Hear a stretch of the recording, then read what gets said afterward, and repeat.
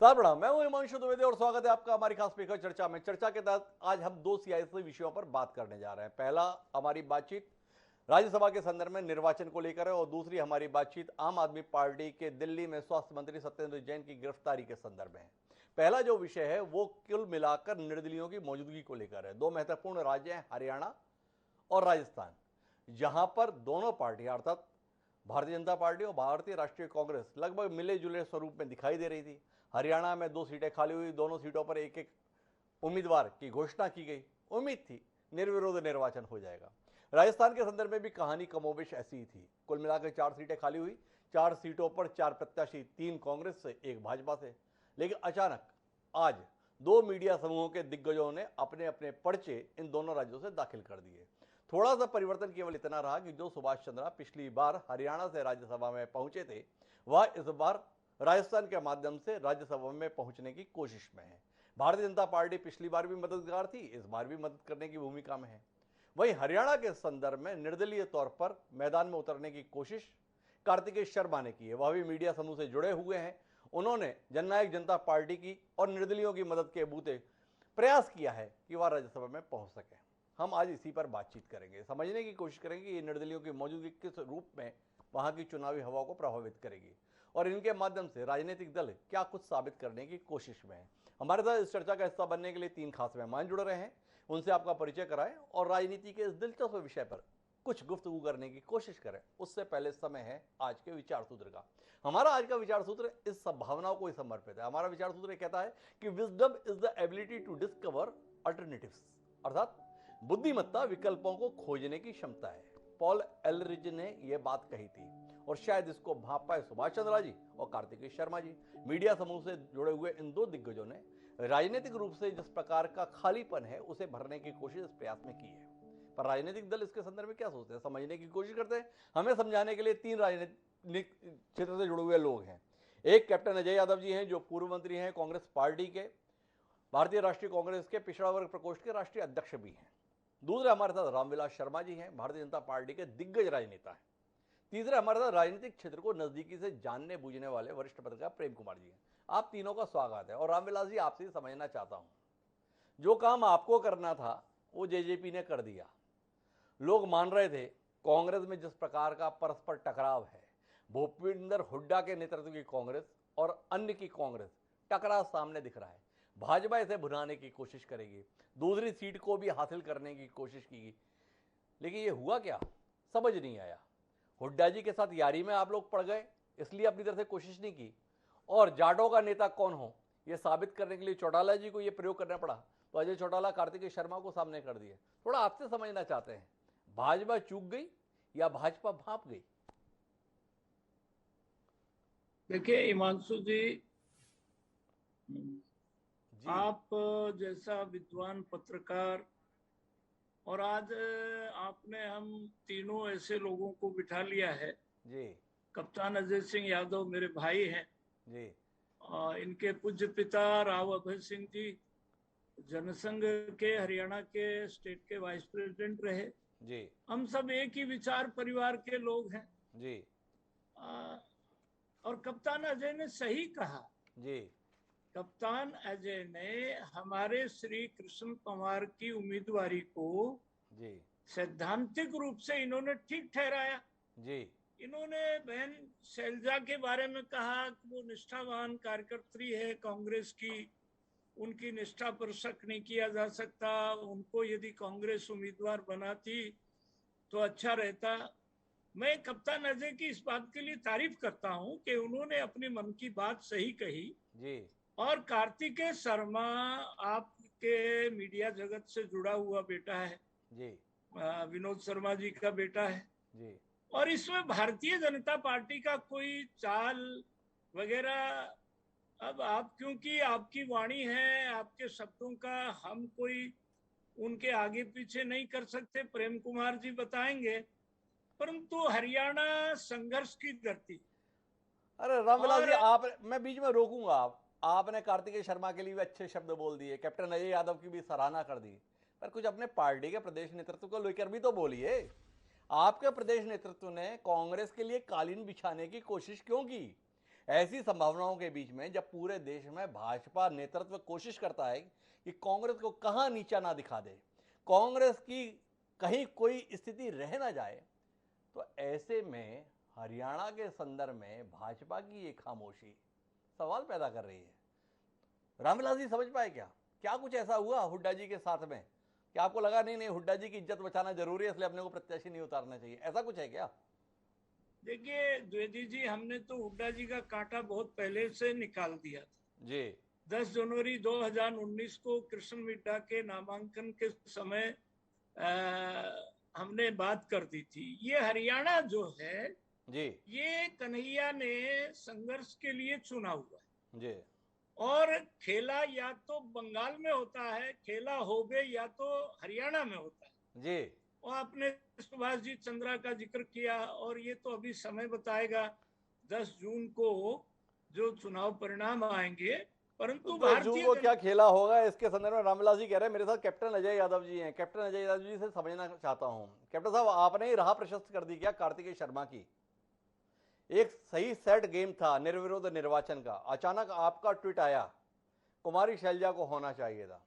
क्या आपके इस ट्वीट ने कार्तिकेय शर्मा जननायक जनता पार्टी की उम्मीदें जगा दी या कुछ और रूप में देखे हमें थे? नहीं नहीं, ऐसा कुछ नहीं है। देखो, रामविलास शर्मा जी हमारे बहुत ही वरिष्ठ नेता हैं जी और मुझे इस बात की भी तकलीफ है कि सरकार बनाने में सबसे अहम भूमिका अध्यक्ष ये थे, जी लेकिन जो है मुख्यमंत्री खट्टर साहब बन गए।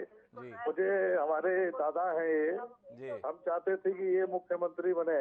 जी तो मैं समझता हूँ कि भारतीय जनता पार्टी ने एक निष्ठावान व्यक्ति की अवहेलना करी।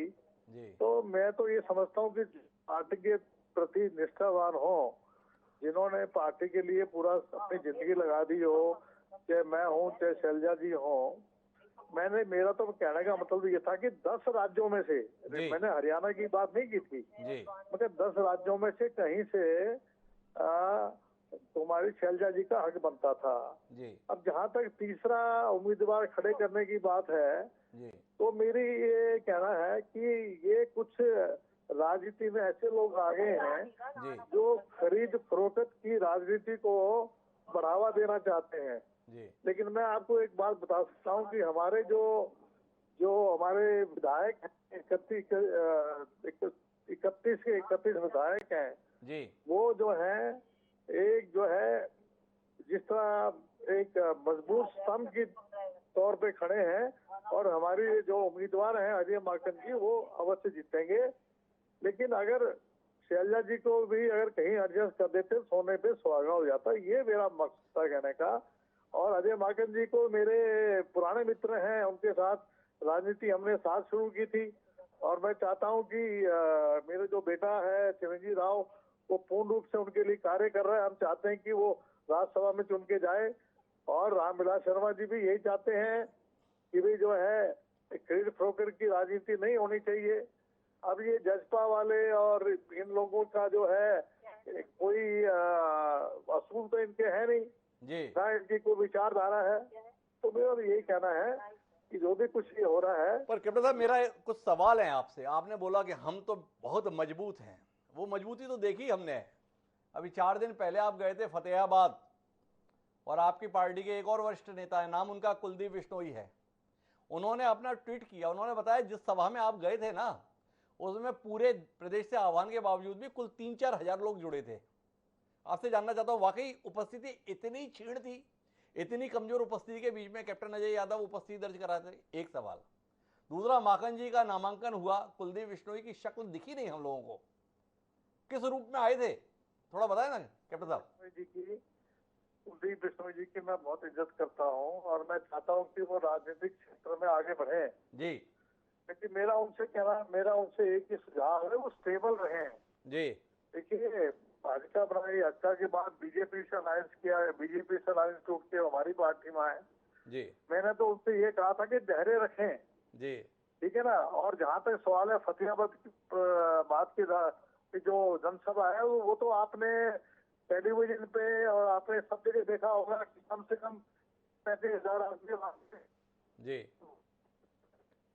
तो आपके द्वारा जिनको 35,000 बताया जा रहा है वो आपके विधायक उसको 3,000 बता रहे हो, फिर भी आप कह रहे हैं हम सब बड़े मजबूत एक साथ हैं माकन जी को राज्यसभा में पहुंचाने के लिए। कैसे यकीन करें? प्रेम कुमार जी, मैं आपसे ही समझना चाहता हूं, क्या आपको लगता है हरियाणा और राजस्थान के संदर्भ में कांग्रेस को घेरने में कामयाब हो गए? भाजपा भले ही हरियाणा में मददगार की भूमिका में रही, लेकिन निर्दलीय और जेजेपी खेल बिगाड़ रहे हैं, और राजस्थान में सुभाष चंद्रा की मौजूदगी ने अशोक गहलोत के लिए कांटे बो दिए हैं। बिल्कुल डॉक्टर हिमांशु जी, राज्यसभा चुनाव में जिस तरह से कांग्रेस ने चुनाव उम्मीदवार चुनने के लिए जो बेसिक जरूरत होती है जी उसकी अनदेखी की है।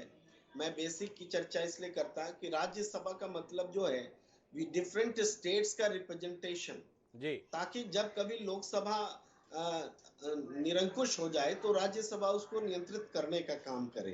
जी ये होता है, उसमें इंटेलेक्चुअल्स का भी समावेश होता है, सब होता है। लेकिन बताइए, वायलेशन तो पहले भी होते रहे इक्के दुक्के तौर पर, लेकिन ग्रॉस वायलेशन जी कि हम छत्तीसगढ़ से एक भी नहीं देंगे, राजस्थान का कोई लोकल नहीं रहेगा, महाराष्ट्र से भी नहीं रहेगा, ये जो कांग्रेस ने किया है, जी मैं समझता हूं कि देखिए पॉलिटिक्स के लिए भी मान लीजिए कि अगर हेल्थ वाले टर्म में कहें तो शरीर को तंदुरुस्त रखने के लिए विटामिन बी, विटामिन डी, जी बैकवर्ड्स, दलित, जो भी आप समझ लें, इसके अलावा लेकिन यहाँ क्या हुआ, यहाँ तो केवल कार्बोहाइड्रेट्स डाल दिए गए। जी अब कार्बोहाइड्रेट से तो बॉडी मजबूत नहीं होगी। जी तो ये स्थिति, अब इस वजह से पूरी गुंजाइश बनी भारतीय जनता पार्टी के लिए कि वो पॉलिटिक्स करे। जी और आप तो मीडिया का तो हम लोग हाल जानते हैं, जी इतने बड़े बड़े दिग्गज लोग इस्तेमाल होने के लिए चले आए। जी अब राजस्थान में 30 वोट का की गारंटी बीजेपी कर देगी सुभाष चंद्रा जी के लिए, वोट वो कहां से लाएंगे? तो जी उसके लिए मीडिया की ताकत का बेजा इस्तेमाल होगा जी स्पष्ट रूप से। उसी तरीके से कार्तिकेय शर्मा जी, अरे व्यक्तिगत महत्वाकांक्षाएं अलग होती हैं, लेकिन क्या आप मीडिया को इस्तेमाल होने देंगे पॉलिटिक्स के हाथों? ये भी एक बड़ा सवाल पैदा हो रहा है। लेकिन ये जो एक तरफ महत्वाकांक्षाएं होती हैं, दूसरा राजनीति जो मीडिया का इस्तेमाल करती है, उसका ये विद्रूप रूप जो है देखने को मिल रहा है। इससे तो बेटर कार्बोहाइड्रेट्स मान लीजिए एक जो कि सुनिश्चित होकर के आए राजीव शुक्ला जी, जो कि हारेंगे नहीं, कम से कम जीतेंगे, ये गारंटी लेके आए, लेकिन वो भी अपनी पार्टी के ख्याल से सबसे ज्यादा विरोध का सामना कर रहे हैं जी तो कांग्रेस ने ये अवसर पैदा किया कि बीजेपी ऐसी पॉलिटिक्स करे कि कांग्रेस के लिए वो नुकसान वाली स्थितियां पैदा हो, अप्रिय स्थितियां पैदा हो। ये ओवरऑल स्थिति हमें नजर आती है, पूरे देखा है, पूरे चुनाव के संदर्भ में आप इसको इस रूप में देख सकते हैं। प्रेम कुमार जी, बहुत स्पष्ट है कि कांग्रेस ने खुद ही हालात ऐसे बना दिए जिसमें उसकी स्थिति हास्यास्पद हो जाए। उसने जिस तरीके से प्रत्याशियों का चयन किया, राज्य से बाहर के उम्मीदवार पूरे के पूरे उतार दिए, दोनों राज्यों के मुख्यमंत्रियों के लिए एक अजीब किस्म की स्थिति पैदा कर दी। अशोक गहलोत को जवाब देते नहीं बन रहा है कि पूरे राजस्थान में क्या एक भी व्यक्ति इस लायक नहीं है जो राज्यसभा के लिए चुना जाता, जो तीनों प्रत्याशी बाहर से हैं। पर इनके बीच में रामविलास शर्मा जी, आपसे जानने में जो हमारी दिलचस्पी वो ये है कि भाजपा ने अपनी एक संभावित सीट खोने का फैसला क्यों किया, इस पर कुछ रोशनी दीजिए ना। कांग्रेस में टकराव है, इन टकराव को भुनाने में आप लोगों की महारत है। हरियाणा में कुलदीप बिश्नोई के तेवर सार्वजनिक हैं, कुमारी शैलजा और भूपेंद्र हुड्डा से नाराज विधायकों के तेवर सार्वजनिक हैं, फिर भी आपने कोई कोशिश नहीं की। क्या हुआ? सियासत में संत का स्वभाव हो गया आपका? मानसू जी, आप एक बात देखिए कि राजनीतिक लोग हैं, आप भी राजनीति को कवर करते हैं। कांग्रेस नेता विहीन, नीति विहीन पार्टी, कांग्रेस को लोग समझ चुके हैं कि अरे रामविलास जी, आपके साथ में एक बड़ी दिक्कत है, मैं पूछता सवाल पूरब का हूं, आप उत्तर पश्चिम का देना चाहते हैं। मैं बार बार भाजपा को लेकर सवाल कर रहा हूं और आपको लग रहा है कांग्रेस के लिए बोल के बच के निकल जाऊं। कटघरे में आप हैं। हरियाणा की सियासत में भारतीय जनता पार्टी ने इस अवसर को क्यों जाने दिया, ये सवाल लोगों के जहन में है। क्या रामविलास शर्मा जी जैसा अनुभवी राजनीतिज्ञ इसका कोई उत्तर खोज पाया कि हमारी पार्टी ने ऐसा निर्णय क्यों लिया? नहीं, कौन सा निर्णय? हमने अपना उम्मीदवार एक एससी कैटेगरी के एक बड़े नेता, 4 बार विधायक रहे, मंत्री रहे, कृष्णलाल पंवार को, हमारा जो सॉलिड स्ट्रेंथ है विधानसभा में वो 40 वोट की, जी और हमने अपना उम्मीदवार उतारा। जी जैसे कप्तान अजय कह रहे थे शैलजा को उतारना चाहिए था कांग्रेस को, जी वो हमने भारतीय जनता पार्टी ने उतार दिया उनको। जी है ना जी। जी हुड्डा जी की पसंद का उम्मीदवार माकन को नहीं दिया, सुरजेवाला जी को राजस्थान में भेज दिया, जी और फिर हमने भी राजस्थान में अपने सुभाष चंद्रा को भेज दिया। जी वहां पर हमारे पास सरप्लस वोट थे विधायकों के। जी। तो इसमें कोई वो बड़ी बात नहीं है। तो अब ये बताइए रामविलास जी, बड़ी बात नहीं, कुल मिला के अब तीसरा व्यक्ति आ गया है मैदान में, भाजपा साथ देगी तीसरे व्यक्ति को या हुड्डा जी के साथ रहेगी? ये जानने में बड़ी दिलचस्पी है प्रदेश की। रामविलास जी क्या कहते हैं? हुड्डा जी से आपको मोहब्बत है, हुड्डा जी हरियाणा की राजनीति के वरिष्ठ आदमी हैं जी, परंतु भारतीय जनता पार्टी को वो जानते हैं अच्छी तरह से। अब कार्तिकेय है जी, विनोद शर्मा जी का बेटा है, जी, मीडिया का आदमी है जी, अब उनकी मीडिया की भी, हिमांशु जी जैसे प्रेम कुमार जी भी कह रहे थे, जी, वो नैतिकता की बात कह रहे थे। जी, आज मीडिया भी अपने आप में एक ताकत है ना जी, मीडिया के अपने संबंध हैं, अपने संपर्क हैं, और उसमें भारतीय जनता पार्टी का, इसमें भारतीय जनता पार्टी ने अपने जो सॉलिड स्ट्रेंथ है वो कृष्ण पवार जी के हिस्से में, और सारे हमारे विधायक और वो सब मौजूद थे। अभी देखते हैं अगले दिनों में क्या परिस्थिति होती है। रामविलास जी अभी पत्ते खोलना नहीं चाहते हैं यार, रामविलास जी को पता ही नहीं है पत्ते कहाँ खुलने वाले हैं, तो अपने आप को संकट में क्यों डालें? क्या करने वाले हैं खट्टर जी, क्या करने वाले हैं धनखड़ जी? लेकिन कैप्टन अजय यादव से समझना चाहता हूँ कि कैप्टन साहब, क्या आपको नहीं लगता है कि आज तीसरे व्यक्ति की दावेदारी ने, उम्मीदवारी ने आप लोगों के लिए राह को मुश्किल कर दिया है?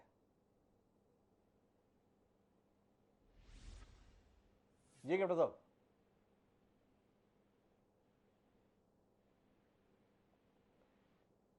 कैप्टन साहब मेरी आवाज सुन पा रहे हैं?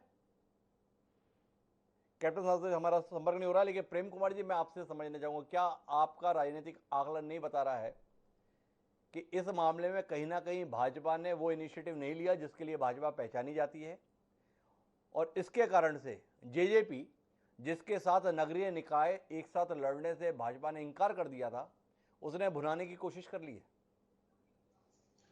द्विवेदी जी, मैं एग्जैक्टली ऐसा नहीं मानता जी, मुझे लगता है कि जो राजनीतिक परिस्थितियां हैं उसमें कांग्रेस को ऐसी स्थिति में डाल देना जिससे उनके विधायक की निष्ठा कसौटी पर आ जाए और वो डगमगाने लगे, और इसलिए ये स्थिति परिस्थिति पैदा की गई है।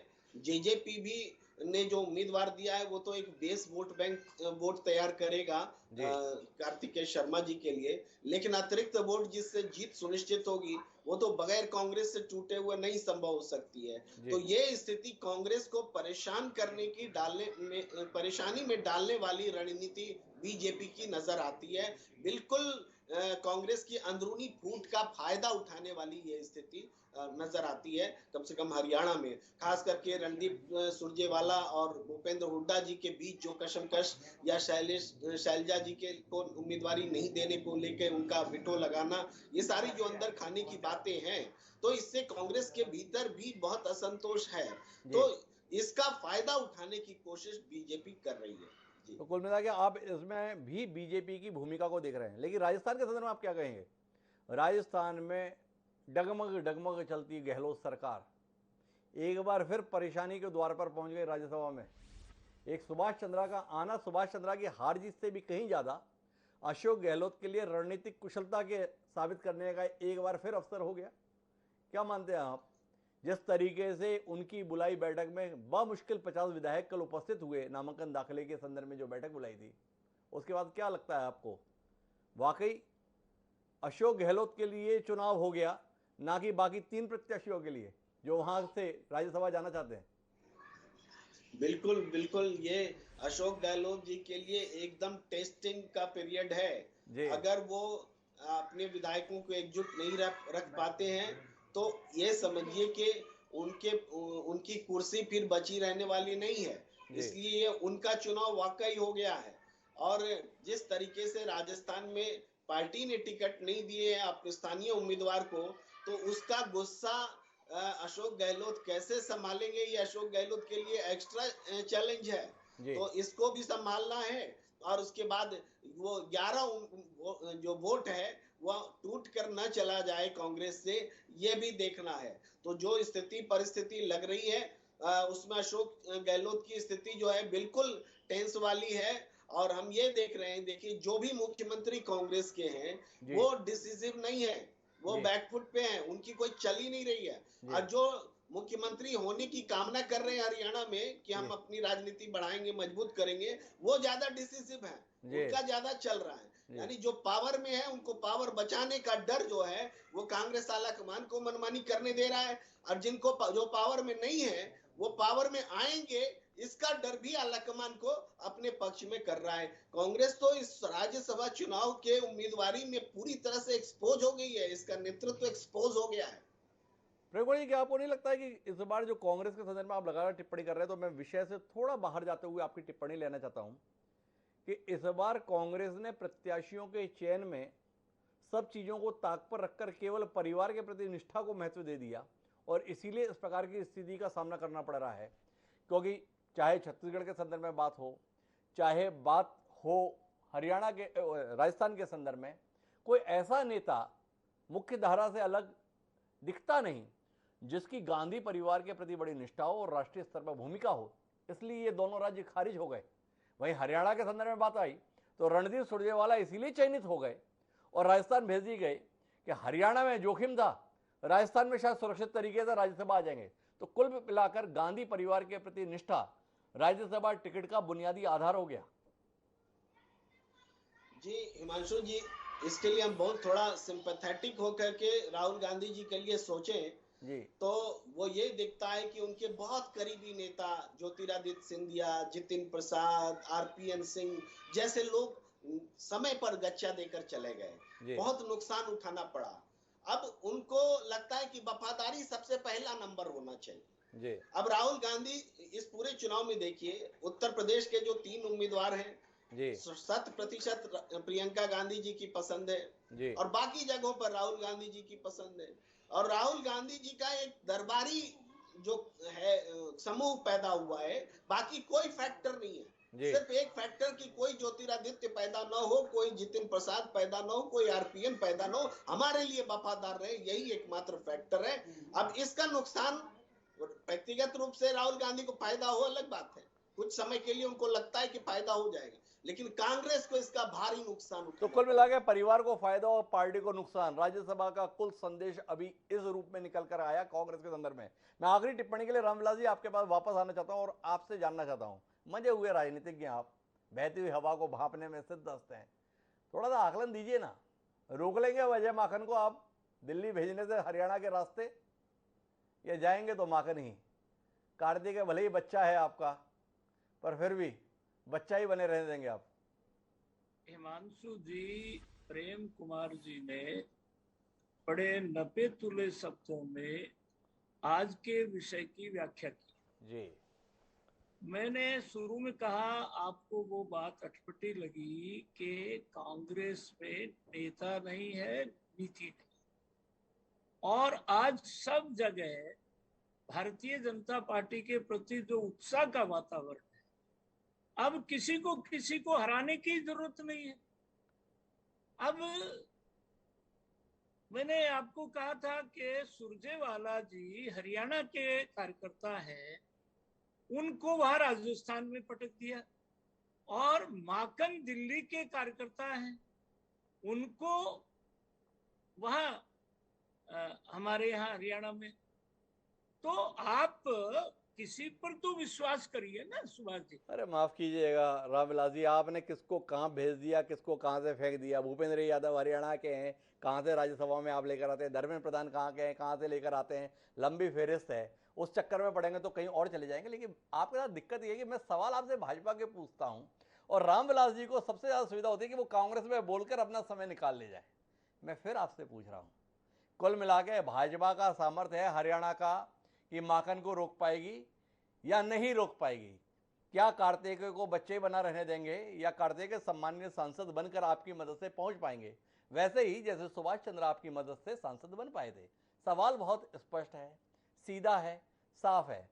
रामविलास जी इसका कोई उत्तर दे सकते हैं या फिर कांग्रेस में कोई बात कहकर अपना समय पूरा कर लेंगे? नहीं नहीं, मैं हिमांशु जी आपकी बात का बहुत आदर करता हूँ। सुभाष चंद्र हमारे विचार परिवार के, जी वो इस बार राजस्थान से भी सांसद बन के आएंगे जी।